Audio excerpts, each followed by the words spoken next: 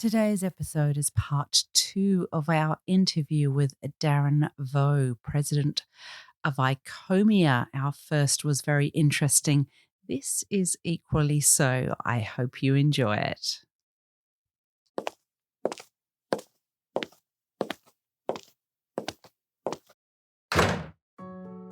Hi, and welcome to the Boat Princess podcast. My name is Nicky Vaux, and I'm your host. I am a boat owner, a marina owner, a director on the Marina Industries Association, and a huge advocate for boating. In this series, I'm sharing the stories from every nook of the boating industry with the intention of encouraging more women to join me and for more women to get behind the helm too. I want to share the experience and opportunities of boating, of the boating industry, and I want you to join me as I bring the conversations and answer all the questions you've had. Boating is not just for the glamorous and rich and famous. It's full of beautiful and interesting people making the most of our natural environment and getting out there, enjoying the waterways. So let's let off the lines, take over the helm, and escape to the world of boating.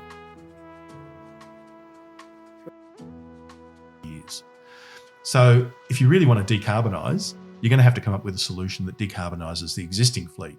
The new fleet has a very little impact on the overall position. And so sustainable drop-in fuels, obviously, that you can put into the existing engines and utilise them are clearly a great way to decarbonise existing fleet.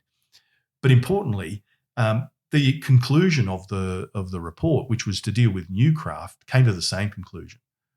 And so in that sense, there's a symmetry between that, and it sort of creates this outcome that says sustainable fuels. Now, we did test, as an example, a higher PwC. Okay. And we used 156 hours, and we assumed that the PwC would have a battery that enabled it to operate for, under 2 hours. So in other words, a hire operator could let it out for an hour, it could run through, you had some contingency in the way that it was done, and then it'd come back fast charge, and maybe you had to have 2 craft or something like that. But in that particular case, that's a great example of where electrical solutions work really well. Yeah. Because then it's clean, it doesn't have much noise, it's all of those sorts of, and there's no emissions coming out of a tailpipe and all those sorts of things for that particular circumstance. And so providing you can work with the functionality of it, we tested that as a use case. And because the engine hours were higher, then you could offset it, particularly if you were prepared to have a smaller battery, because so much of the carbon's in the battery. So like I said, no one size fits all, but to decarbonise the recreational marine industry to meet the Paris Agreement, the answer is sustainable drop-in fuels. And the conclusion on the sailing yacht was? Same thing, sustainable drop-in fuel. Yeah, even for a sailing yacht. Even for a sailing yacht, because the carbon footprint of the electric alternative over an LCA analysis, cradle to grave, was greater than the alternatives. And so the sustainable fuels really step forward as the solution to those issues. Yeah. So I guess really simplifying it down, thinking about all of those, did we say 12.5 million in the US boats? 12.5 million, yeah. Sitting there. To take all of their current engines out of them and replace them with an alternative, you're immediately taking away, you've made a massive carbon imprint by creating those engines, and keeping that engine going with a biofuel or a sustainable fuel is far, far better than creating a new engine, which uses a whole bunch of carbon in doing that, and then placing it in the boat and disposing of the old one as well. That's what you've got to think about, isn't it? Yeah, because boats go for so long. And we like to call it the carbon balance sheet. So in other words, the carbon used in the manufacturing of the existing fleet has already been discharged into the atmosphere. Mm. But as a consequence, we have an asset. The embodied carbon in the craft that's made is actually an asset. So the best way to reduce carbon is to use that as much as possible in terms of longevity, and use it for as long as possible. So I guess to put a fine point on it, that if you had an engine failure, as an example, within a yacht that was 20 years old, what propulsion system should you replace it with? Well, you should replace it with an internal combustion engine that uses sustainable fuels.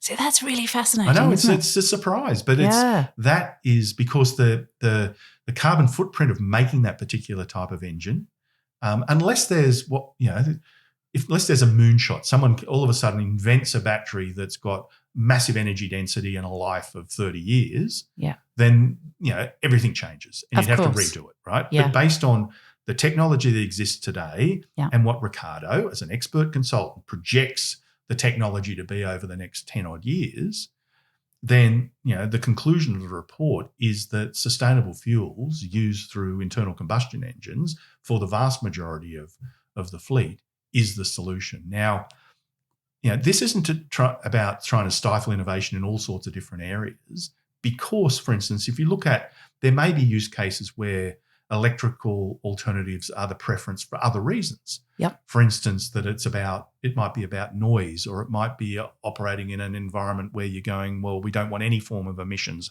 out of tailpipes and things like that. But I think the important issue about this is that when you do an LCA analysis, it's all very well to say, well, during the operating phase, we're not making any emissions.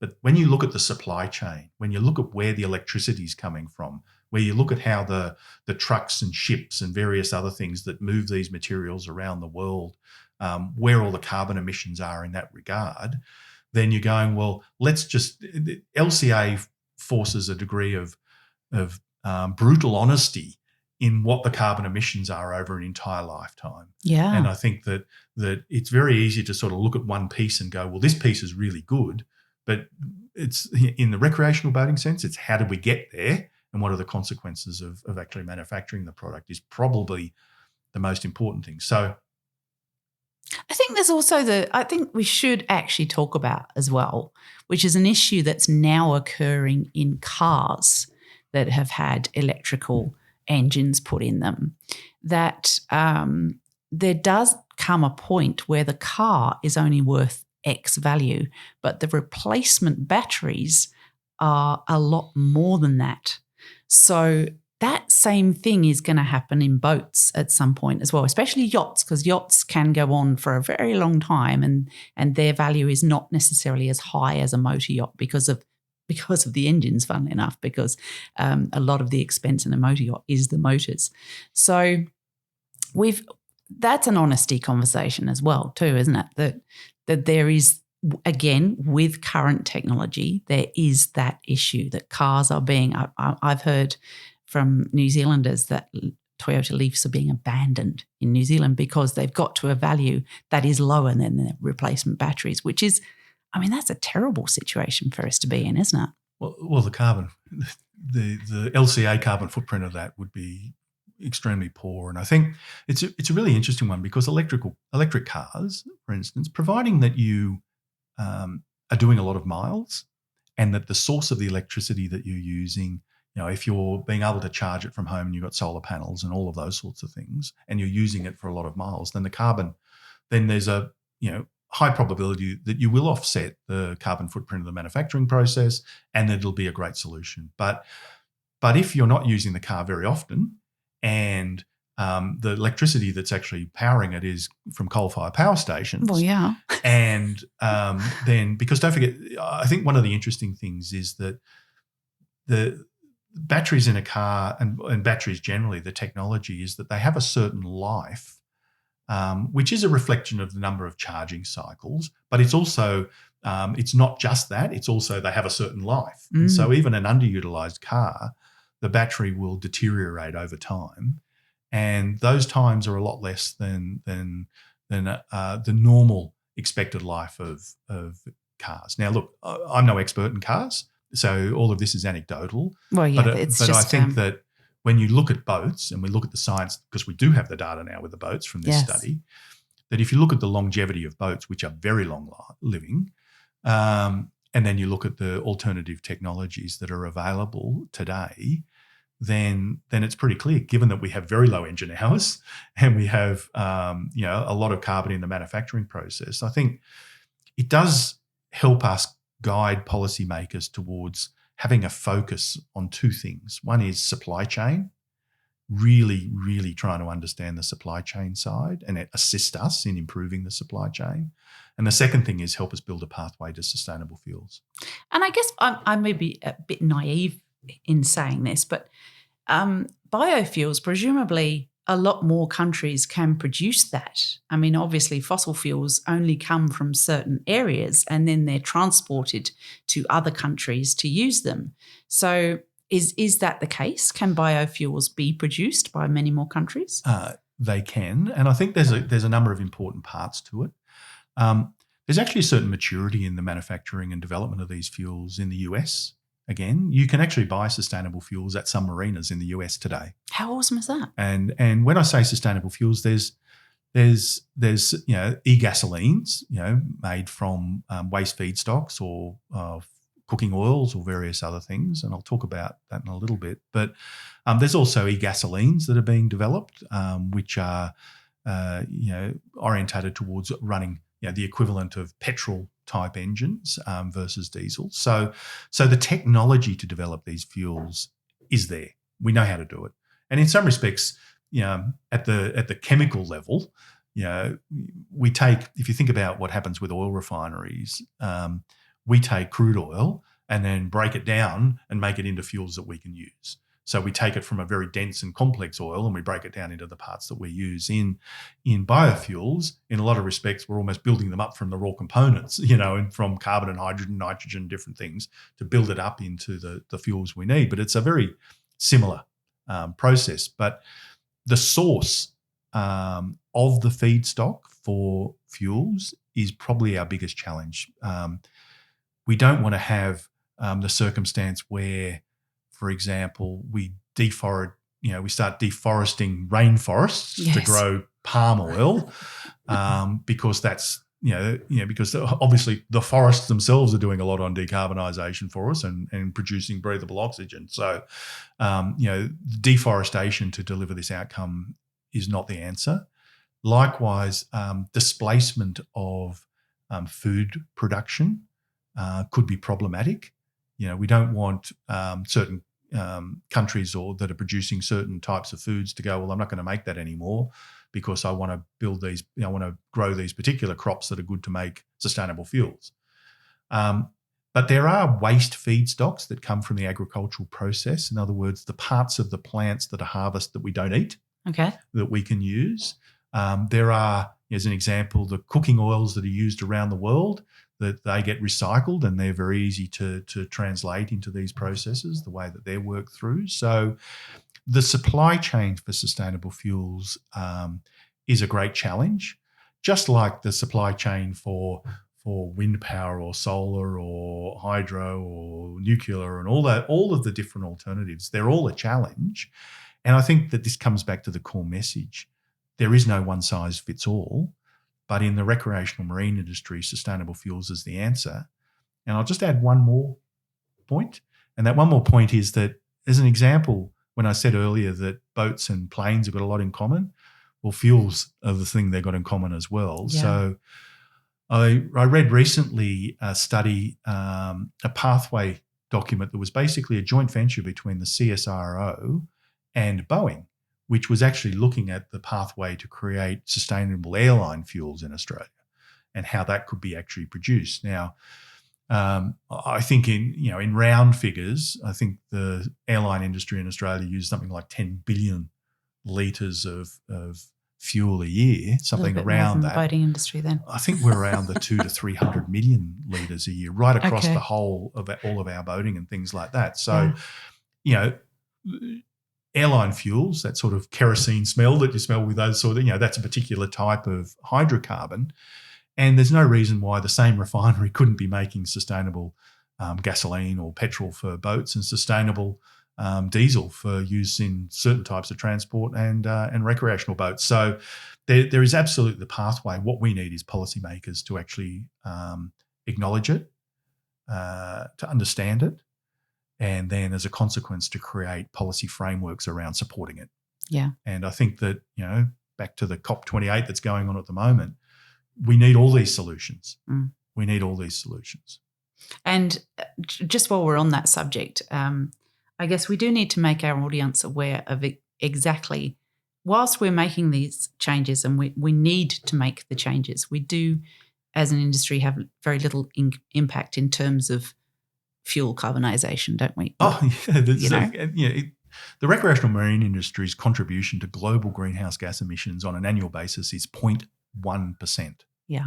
We are 1,000th of it. So if we decarbonised 100% tomorrow, it really wouldn't move the dial. The big users are transport and energy production, around sort of 20 to 40% sort of sectors each type thing. So that's where the majority of it is. But we have a responsibility to do it, as all industries do. We have a responsibility to do our part and to evaluate what needs to be done, because, and I guess we need to also inform our policymakers and regulators as to how you actually do it for our industry, so that they can work with us. Well, plus I think as an industry, because of that big white boat image going fast, policymakers tend to look at us as a big bad consumer, and that they therefore need to put policy in place to restrict us. That's why we need to also, as an industry, step forward and give them information to show them what we actually do and what would actually make a difference. Yeah. So I think you've raised a really important point, because I don't think there is that perception about what boating is we talked about before, but I don't see boating as discretional, because I think that the reason being is that, and we saw it during COVID, is that when the future was uncertain, when everyone's lives and businesses and jobs were at risk, people gravitated towards the water, they gravitated towards boating, they gravitated towards outdoor activities. And I think this comes back to, I guess, this fundamental principle that we always talk about, is that boating enriches people's lives, that being in, on or around water fundamentally changes human beings. It gives you a sense of well-being. It reduces your cortisol. It increases your serotonin. That great book by Wallace J. Nichols, Blue Mind, was probably the most accessible and contemporary explanation of it. But there's enormous science that goes to prove that is the case. And as a consequence, it's of great value to society. Recreational boating matters. It has huge levels of participation around the world. It transcends age. It transcends culture. It's extraordinarily popular activity. Hundreds and hundreds of millions of people around the world engage in recreational boating. So as a consequence, we need to fight for it. We need to fight and defend our industry and its participation. We need to share this wonderful lifestyle with other people. And as a consequence, the decarbonisation approach, we've taken this because we see it as a regulatory vulnerability of our industry, where decisions are made based on inadequate information. Well, there's no excuse now. There is no excuse. We have the answers. We have the science. We have the research, and we know what needs to be done. So we need to get that message out, and we need to talk to as many people as possible, both in industry, but also the regulators and policymakers and the consumers, to inform them. And I guess this is the first step. We've done this massive study. It's been a huge undertaking across the globe, but it sets the framework for us to move forward. And this, like I said, it's just the beginning. There's an enormous amount of work to be done going forward in the next stages of this project. And when you're saying all that, I was thinking, the impact of a family of 4 going out on their boat for a week that's based in Sydney, and they might take it up to Palm Beach for the week, and they might hang out at Refuge Bay or somewhere like that for a week. Their impact on the environment in doing that, as opposed to flying somewhere overseas, is so little. So it's actually really important that we keep boating available to people, because we all know going on a boat for a week can feel like you've been somewhere else for 2 weeks, because of that time lapse that seems to occur on boats, which is the whole Blue Mind concept. But it's actually really important that we keep boating available to as many people as possible, because, like you say, it changes their lives. It makes them feel so good, and we don't want to lose that. I mean, I think we've had enough impact on our mental well-being with COVID-19. We don't want to take away boating as well. That would be tragic, wouldn't it? Oh, and look, it's unfathomable. It just can't. It can't happen. It won't happen.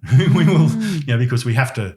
We have to ensure that access to these wonderful waterways are protected for a whole range of different people. It's from paddleboards to super yachts. That's from the sort of range of things we're doing. But I guess the other thing that I think is important as part of this is that this study isn't one-dimensional. It identifies a whole range of different, because there's so much data in it, there's so many ways that you can look at it. And I guess the emerging use types, for instance, like syndicated ownership, like clubs like Freedom Boat Club and those sorts of ways of going boating where multiple people can get access to a single vessel. Well, again, that's providing a pathway for people to get into recreational boating, but at the same time, you're dividing the carbon footprint of the product itself by the number of people that are actually using it. So whether it's syndication or clubs or charter or those sorts of elements, the greater utilisation of the craft is also another way to decarbonise the industry, because your per capita carbon footprint is reduced. And so all of these processes form part of this pathway, as does elements outside the scope of the study, for instance, hull efficiencies, so material choices, foiling alternatives for fast craft. That's all very of these exciting things. Technology, isn't it, foiling? It is, and I think that the efficiencies that can be gained from foiling, but again, foiling is about going a bit faster, yep. Right? So if you want to go faster, foiling technologies provide you a very efficient way to reduce the friction. As I said before, that 10 times the amount of, to push a boat through the water requires a lot of energy. To get it up on the foils and get it, once it's up on the foils, it's very efficient through the water. So there's a whole range of different things that form the bigger sustainability picture. But this decarbonisation study was about addressing, I guess, a very large issue that the world is facing. In other words, how do we arrest and reduce the amount of carbon going into the atmosphere to be able to minimise and reverse, ideally, climate change? Yeah, which is why so important it's done by somebody like Icomia that brings so many different people together, because it's all industry people that can come up with all of those different solutions to assist the whole process, isn't it? Well, the benefit that we've got is that we have access to the best technologies from around the world, that we have from the best experts from around the world, and this is what Icomia is about. It's about collaboration. It's about bringing the brightest minds in our industry together with the appropriate resources to actually deliver an outcome, because this is operating, this study is of a scale that would be extremely difficult for any one marine industry association to undertake in their own right. And given that the supply chains for our industry and most industries are truly global, that you actually need to access the data sets from all over the world to be able to produce a study of this type. So in that regard, you can really only do it as a global study for it to be genuinely meaningful to actually reduce carbon. And so I think that's one of the major benefits of what we've been able to achieve.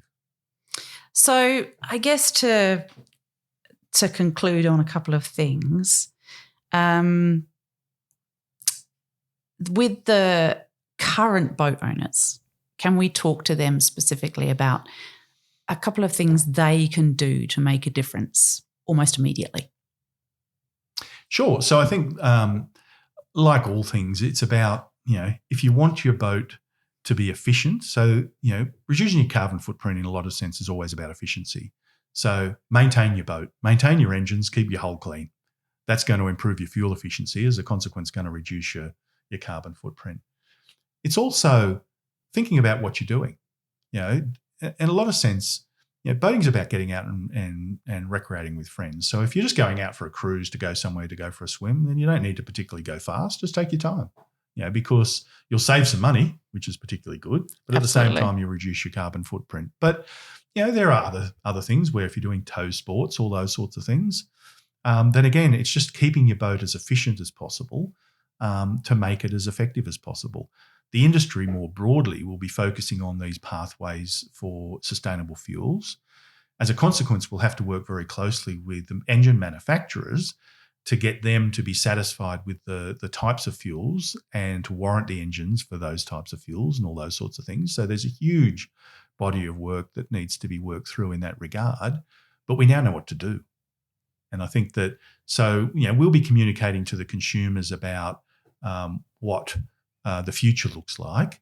We'll also be we'll be communicating to the industry. So for marinas, for instance, they can take, I guess, some comfort in the reality that the existing infrastructure that they have for the storage and dispensing of liquid fuels will be suitable for the future. So, that scenario is that if you've got to replace a fuel tank, well, it's worth replacing because it's not going to be redundant in 5 or 10 years' time. And I think those sorts of key messages are part of the work that we're progressing with right now.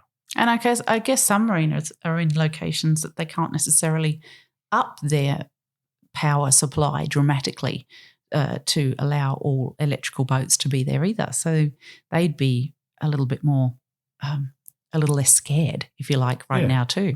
So I think that it's interesting because I think there is definitely, electric boats are part of the picture. As I said before, there's no one size fits all, but based on the current research, I can't envisage a scenario where all the boats in the marina in any sense will be electric. They'll be predominantly, their energy source will be sustainable fuels.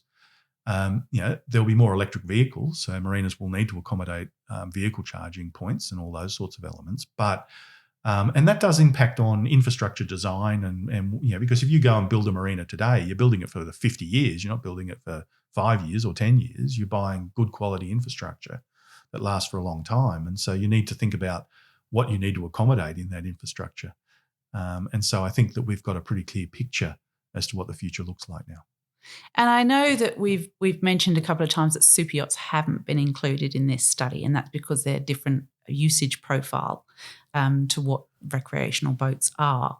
Obviously, they can use this information for their toys and their smaller boats and their tenders and all that sort of thing, can't they? Absolutely.